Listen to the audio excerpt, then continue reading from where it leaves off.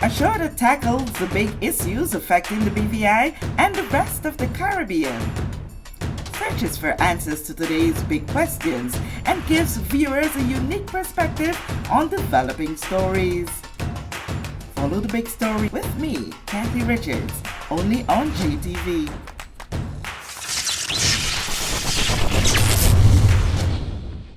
This show is brought to you by the National Bank of the Virgin Islands, Cyril B. Romney Tertola Pier Park, NV Salon, Nail Spa and Barbershop, Tisley Cross Deliciously Smooth Cider, and Digicel, simply more speed, reliability and entertainment. Tisley Cross Cider. Tisley Cross Cider. Deliciously smooth.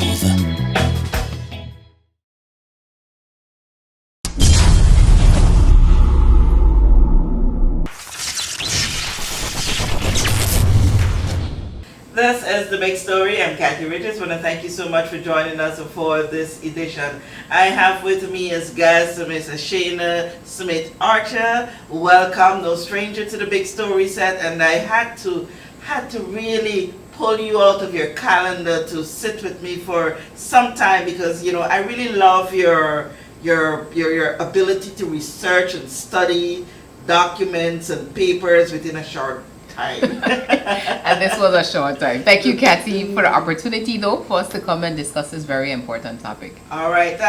I did not take too hard from the inception the recommendation from the Commission of Inquiry's report to have the public assistance, both from the House of Assembly and all the other aspects of districts, put under Social Security. I didn't take it at that when we first heard of it. But subsequently, when someone had asked me to raise that question to the Premier, the then Premier, Andrew Foy, while at his last press conference, what's happening with that, I decided to look a little deeper into it and to study it a little bit more. And then recently we had our new Premier of the Unity Government, Dr. the Honorable Natalia Wheatley, announcing for sure that this recommendation is going forward. It's going to be under the superficial, the management eyes of the now Minister for Health and Social Development, Honorable Marlon Penn. Conversations started. I started to ask questions, and hence you are here for us to have this discourse because, as a person had said to me, this is far-reaching. This is in depth. Yeah. Be honest with you, like I told you, we were going to read up and come on here today, but I read up recommendations and you went into the belly of it. Kick me off. Well, similar to you, when the report was first issued, I read through the list of recommendations so I could get a gist of, in a summary, what it is that was being recommended. I was aware of many of the things that were investigated. So when it comes to assistance, they basically went into all of the different programs that we had. They went into Social Security benefits, they went into the Social Development Departments, their assistance that they offer, as well as the House of Assembly assistance grants and the ministry assistance grants, and of course the COVID-19 assistance grant programs that they had. So they did a full sweep of the different aspects to what we call our social safety nets, right? So we know there's the importance of having these types of assistance being offered to persons, that needs some type of financial help, because that's what we're talking about. But the questions that were raised now in the inquiry that drove the recommendation, so there were about 3, 6, 9, 10, 11. So there were 11 recommendations. Some of them are sort of overlapping on each other. But the primary one that you're referring to is that the announcement that the assistance grants that the ministers of the House of Assembly and the ministries were having a pool of money that they would use, that's going to all roll into social development department. When you got down to the belly of the report to see why these recommendations, any surprises came up? Not really surprises, but the numbers were shocking. So, for example, in 2019, they talked about $2.7 million being allocated for assistance grants. Or normally, the initial allotment would be 1.7, right? Or just over $1 million. In November 2020, an additional $100,000 was given. So this was in relation to the pandemic. And there was a total allocation, they're saying, in 2020 of $6.9 million to members, right? Including the coronavirus top-up is what I would call it, to that assistance grant. So to me, that was very large. I didn't realize that it was so much money that was allocated across, basically it's 13 members in a house. Yeah. So all of them would have essentially allocation or budget that's given. It's handed out in a quarterly basis, and it's done through the Office of the House of Assembly, in case of persons who may not be aware of it. But I think one of the key issues that was highlighted throughout all the concerns raised is that there's been a lack of objective criteria or transparent process in how Persons this get money those, is administered, and it's strictly at the what they call the discretion, right, of the member or the minister. So as a member of the House of Assembly, a minister basically has 2 allocations that he can use for assistance grants. 2? Yeah, because as a minister, your ministry has an assistance grant vote. Oh, that aspect I never knew of. Yes. And I think a lot of people did not understand that. We thought that across the board, everyone had this amount of allocation as an elected official. Yes. So you have that. But then if you're sitting as a minister, your ministry also has a vote or a subhead, as we refer to it, that has money where they can give assistance grants out to. So they reviewed all of that, and again, the conclusion kept coming back that there weren't adequate guidelines. It was highlighted several times in an internal audit report. There was one, I think it was in 2009 that I saw, a follow-up in 2011, and there was a lot of back and forth conversations between the department. So the internal audit department, they made their recommendations or asked questions as far as what is being done to get this into a situation where it aligns essentially with the Public Financial Management Act. Because you have a situation where department heads are called accounting officers. The Office of the House of Assembly, their accounting officer is the Speaker of the House, right? So, not the Speaker, the clerk. Clerk of the House. The clerk of the House, sorry. So that person now, by law, is who is held accountable. So that's where accounting officer comes from. It's not just the person that writes up checks and disperses, but this is a person who is accountable for the spending based on what the law says. And how this program was being run is that persons would apply to members, and essentially they're the ones that say yes or no. There was no objective criteria, again, in terms of who should apply or what would qualify you essentially for the assistance. And then it would just be processed by the office, go to the treasury, and that's it. So one of the challenges that was highlighted by the internal auditor was the fact that as the accounting officer, they don't have any authority to essentially vet the application. So you can come in, ask for, say, $5,000 to go towards something you need. Let's say maybe your child's education. And if the minister, the minister or the member agrees, it's signed off on, and that goes forward for processing. A lot of the records they said that they checked, well, they actually weren't any records. So you have applications and there's no supporting documents because it's not required. Required, yeah. Right? So that was also part of it, in that the record keeping around this large amount of money, because you just heard what happened in 1 year. So imagine when we multiply that over 10 years, that's $60 million.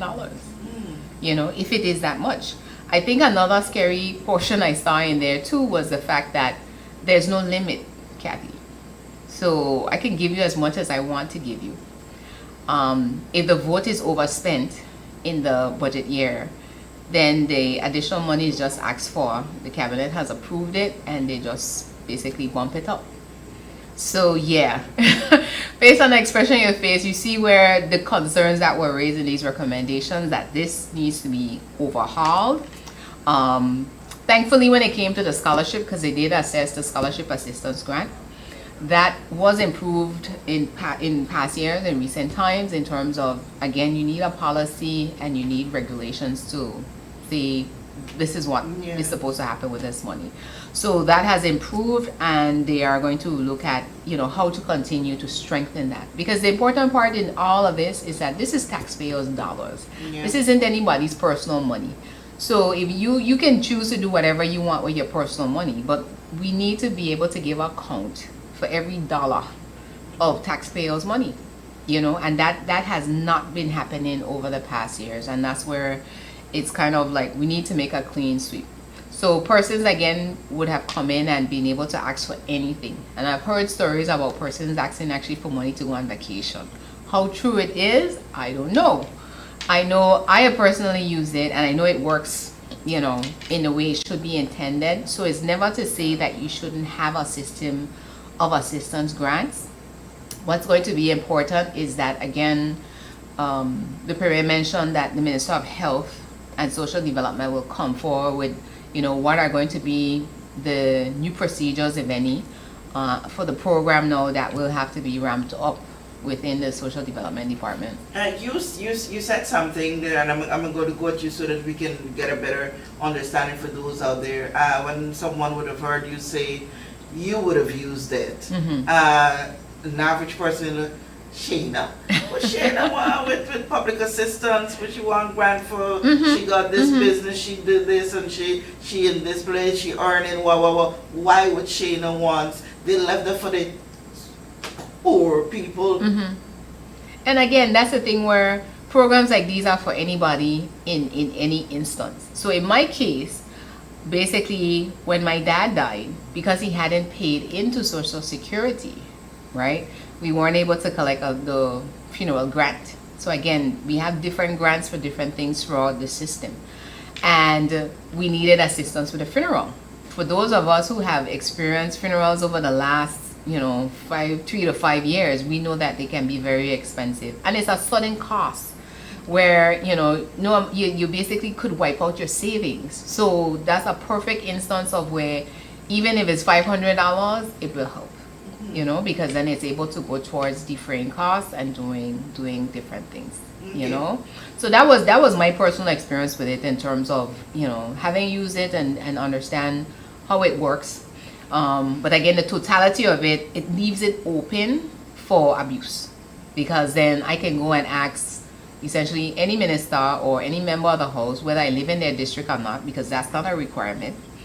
There was an example that was talked about where someone was on a national scholarship, but they didn't maintain their grade point average, and they went and they asked the Minister of Education for a grant, and it was granted. So it's like there's a conflict of policy, because again, the minister grant assistance doesn't have the right parameters around it. Okay, I know you went through and you came up with some recommendations, but I want to pitch a point here with you.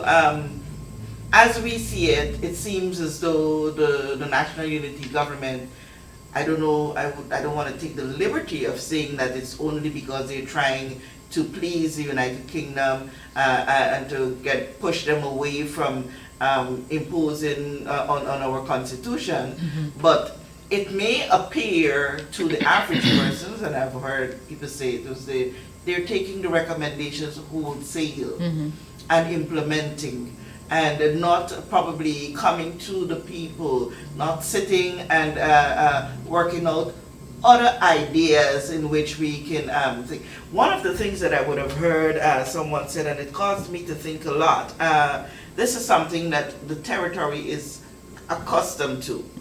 You have made a decision now that you're going to wholesale take it away totally from the ministers and legislators, and you're going to put it under the social development. You have to resource social development. you have to orient social development, and so it's now under a government body. What this is also now doing is appear to be taking away a relationship from the people and its elected officials. Many of the people who we have benefiting from these public assistance are locked in on the district representative and has a relationship. What's your thought in that area? Well, I would, several things. I think at the first level, which is, okay, there's a recommendation, for example, that says, without prejudice to any new scheme that should take place, I propose the House of Assembly members' assistance grants and the government's ministers' assistance grants in their current form should cease forthwith. Forthwith. Yeah, right? That forthwith. So that's essentially where, okay, in looking at the evidence that was presented, we do need to do some work.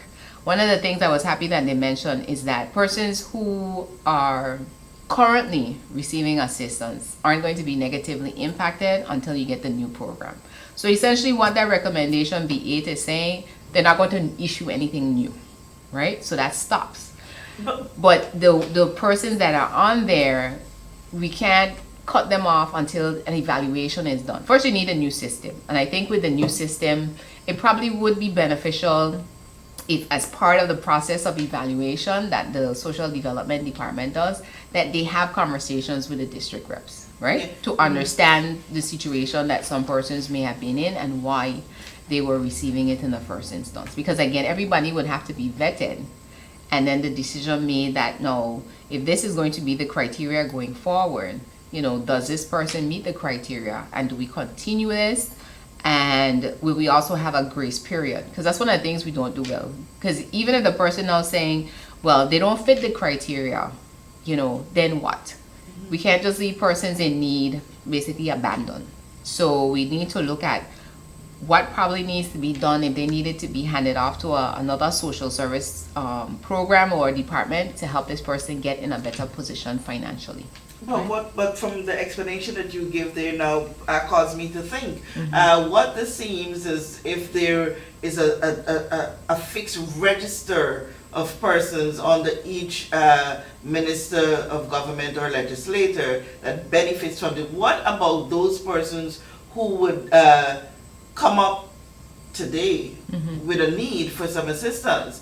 That person is not addressed because I'm not a registered beneficiary of that program. So how does that work? How would they be affected? Yeah. So what would happen now, and I'm hoping all of this is things that are happening behind the scenes, their only recourse right now would be to go to social development to apply for assistance grant. So again, all these programs need to still continue while we get the new one in place. So there gonna be some overlap in terms of, having the existing system, and then eventually once you have the new one, you have to do the education on it, do the training, make sure there's enough staff The resources that is going to be able to process all of these things. As you asked that question, another thought popped in my head though, because let's say for example there were seniors that the district reps might have been assisting. One of the things that we probably need to go to and look at is, do we need to look at increasing the age benefit? Because when a senior may have retired 15 years ago, there are some cases where seniors hadn't even contributed to the Social Security scheme. So they wouldn't be eligible for the age benefit. So those category of persons sometimes fall within things like this, right? So within your district, there are seniors there that, they have some little bit, the family is doing something, but then because they don't qualify for Social Security age benefit, they don't receive anything else outside of that. So they would have to, say, receive something from social development. But again, that mightn't be 100% of your living expenses. So then, the district rep or ministry might step in and give you some portion of that. But how do you end up in a position of not contributing to the social security? So the Social Security scheme only came on in the last, I think, about 40-something years. Think about it. Oh. See? So it's not necessarily that they didn't contribute in it and it did existed. So there are those that do that. And I give the example of that with my family member. But then there may be those, again, we were living well into our 90s. You know, so this came after the fact. The number of persons that fall into that category is probably smaller now. And again, some persons might have been self-employed. So the whole notion of what Social Security was and supposed to happen, you know, the contributions may not have happened. So even in that instance, you still have to help. You know, we still have to help in some way, shape, or form. So I agree with the overarching recommendation in that we have to look at all our social benefits, because even the one where we had unemployment or underemployment benefit that was temporary in response to the pandemic is something that we seriously need to look at as a permanent benefit as part of your Social Security scheme. You know, and even again, this reallocation of money, because if we have this amount of money, some of it is going to go into operation costs in terms of actually paying people to run this, because you could easily create a whole department that just deals with this, Yes. Because it's a full-time 365 job that you're dealing with people's lives, right?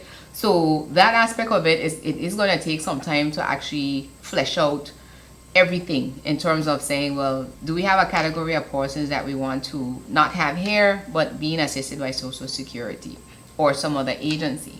One of the recommendations I would make, as again this is developed, so hopefully when the procedure is developed, that's the point when the minister comes out and asks for essentially feedback from the community to say, you know, what are maybe some things that we missed, because as the user of the system, I see things differently from the person who's going to actually develop the system, right? They have a different perspective to what you as a user might you know, engage or experience. So I was like, well, you know, I could see $1 million out of that money going towards Family Support Network, Red Cross, and other nonprofit organizations, exactly, that can help them help people. Because again, if I have, let's say for example, like I brought up Cancer Society as a perfect one. People go to the district reps all the time as it relates to medical bills.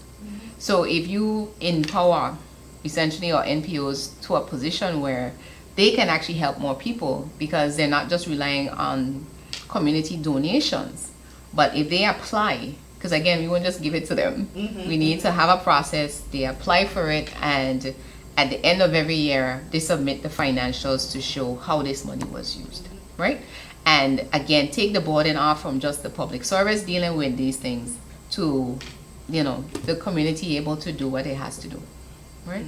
So that was one of the ideas that came to me. I think we really need to give thought. I would hope thought is given to it, you know, maybe as a phase 3 to all of this, in terms of how we do better, essentially with the stewardship of taxpayers' money, because this did not look good. The amount of money when it comes on pen and paper, like you said. And you know, the COVID-19 program, that drew a lot of drama. But part of it, from what I read, is that process was agreed to.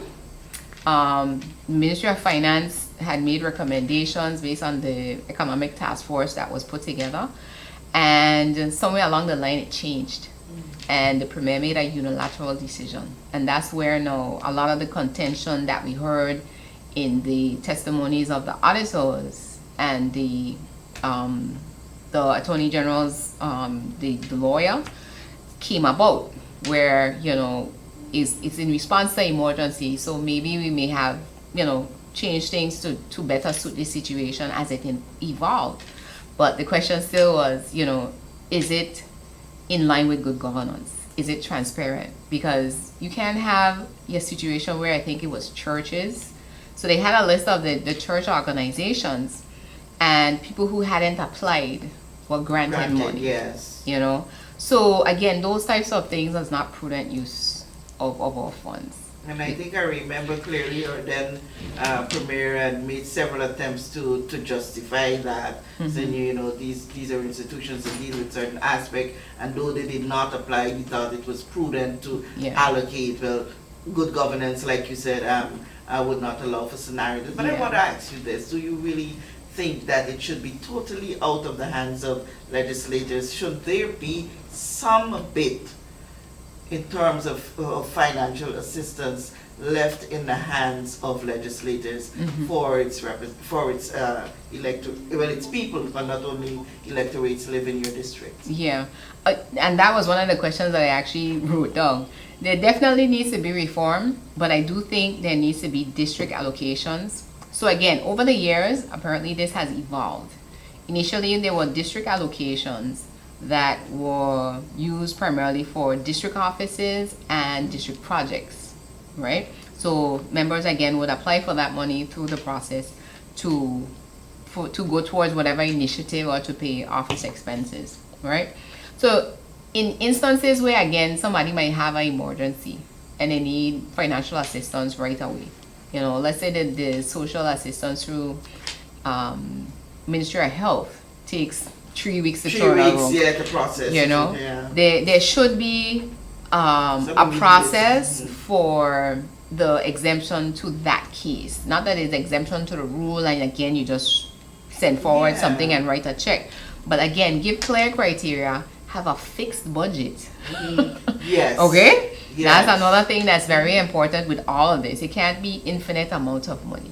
So it has to be a fixed budget, I would say, and limits placed on proportion, you know, what the money is issued for and towards what. And clear record keeping, because again, that was one of the key things that the auditors talked about, the lack of records.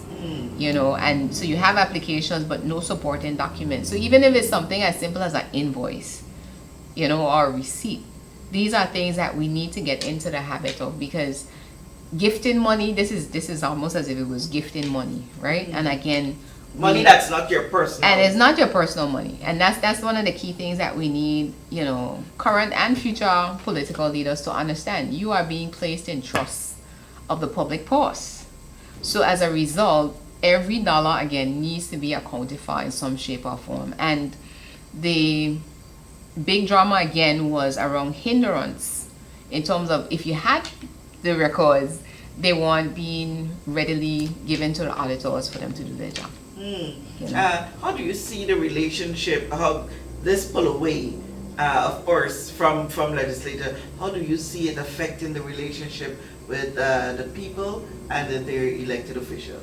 I think the relationship is going to evolve. It's one now where I still think your district representative should be your first stop when you do need assistance.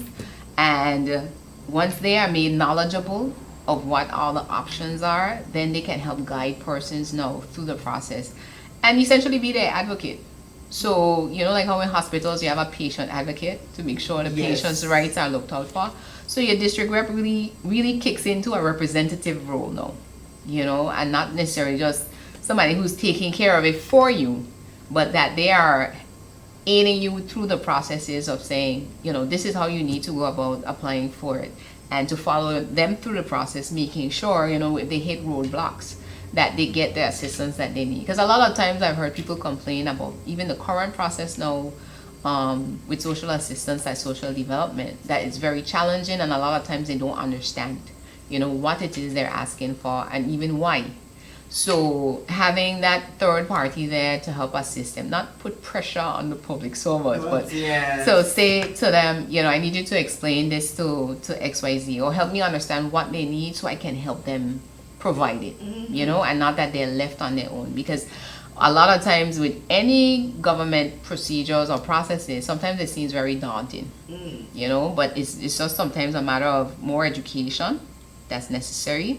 And, you know, it helps people get through any roadblocks that they might meet. So it will change. It definitely will change, because we know sometimes what the sentiment is about, you know, how this money is being spent and who it's spent on.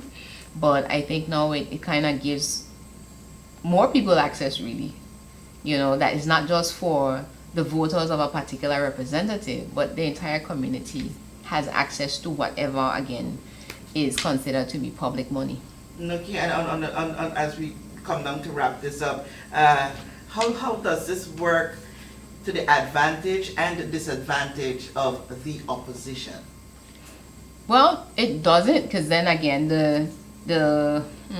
they would still have to, again, lobby through the ministers or, let's say, for example, if we still leave district projects, we still have that vote, so they still have that. But again, there's a process that goes through that. I think somewhere I saw a suggestion of a committee in the district that helps to validate the request, so that when things come forward, you know, they look at it as a group, and then from there it's put forward to whatever relevant government department that's done. So there's a lot of reform that has to come in terms of processes. So the report, the COI report, kind of just gives you the first cut.